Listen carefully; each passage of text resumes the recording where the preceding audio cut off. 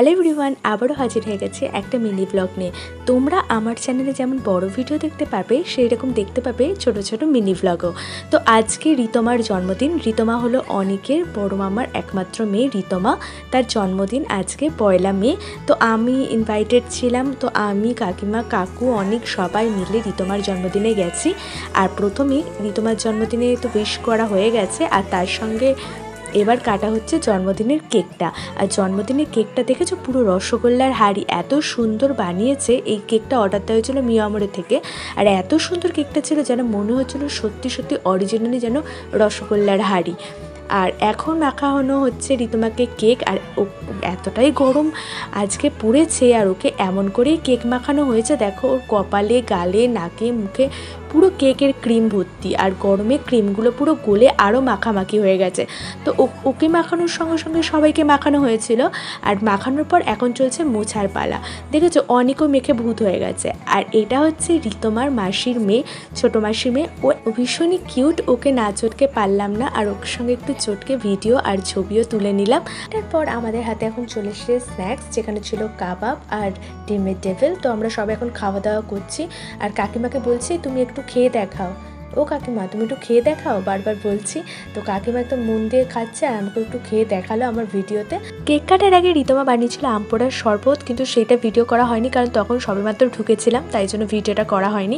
আম পোড়ার শরবতটাও দারুণ বানিয়েছিল। আর এখন ওই যে সবাই মিলে কোল্ড ড্রিঙ্কস খাচ্ছি, আমরা স্ন্যাক্স খাচ্ছি। বড়মামাও দাঁড়িয়ে আছে, রিতমা কোল্ড ড্রিঙ্কস খাচ্ছে। আর এতক্ষণ পর কেক কাটার এতক্ষণ পর গজা এসেছে, গজা আর ছোটো মামি এসছে।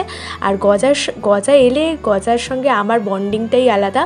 গজা পুরো আমার ভাইয়েরই মতো, আর ও ভাবে আমি পুরো দিদির মতো। তো দিদি আর ভাইয়ের মধ্যে যে খুনসুটিটা হয়, যে মজাটা হয়, সেটা একটা অন্য লেভেলেরই হয়। তোমরা সেটা দেখো, ভিডিওটা দেখলেই বুঝতে পারবে আমাদের মধ্যে কীরকম মজা হয়। এটা কি তো টয়লেট পেয়েছে? এটা বললি বাঙ্গা, ও আমুল বাঙ্গা ফ্যামিলি সাইন। ও ফ্যামিলি কেমন লাগছে বলো? আমি গজার চশমাটা নিয়ে এখন দেখছি যে আমাকে কেমন লাগছে। তুমি একটা ফলস চশমা কিনবো, চোখটা পুরো ধাতেই যাচ্ছে। গজা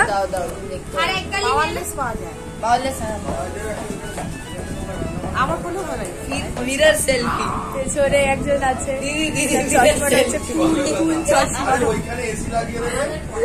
আমি বন্ধ করেছি।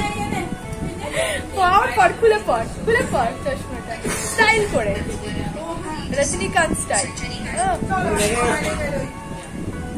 বাবা, তুই একটু স্ব্যাগ দিয়ে দে,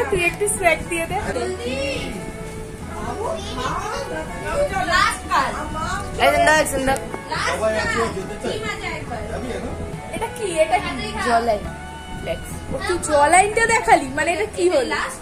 ও, তোমাদের তো একটা জিনিস বলাই হয়নি। রিতমা যেমন অনিকের বড় মামার মেয়ে, গজা হচ্ছে অনিকের ছোট মামার ছেলে। ওরা ভালো নাম হচ্ছে রুদ্রজিৎ, কিন্তু আমরা সবাই গজা বলেই ডাকি। আর রিতমার ডাক নাম হচ্ছে বুদুম, মানে ভালো নাম রিতমা, কিন্তু আমরা সবাই ওকে বুদুম বলেই ডাকি।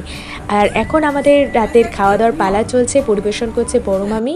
নান আর পনিরের তরকারি খাওয়ার পর এখন চলে এসছে রাইস আর চিকেন রেজালা। আর বড় মামির হাতের রান্না ভীষণই ভালো। এর আগে সরস্বতী পুজোয় আমরা যখন ভোগটা খেয়েছিলাম, তখন ভোগের রান্নাটাও খুব সুন্দর হয়েছিল।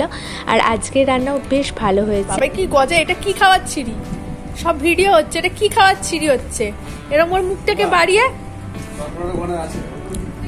খাওয়ার তোমার ভিডিও বন্ধ করো না। এটা প্রমাণ যে তুই ঠিক করে খাচ্ছিস না। ঠিক আছে, এটা কিভাবে খাওয়া?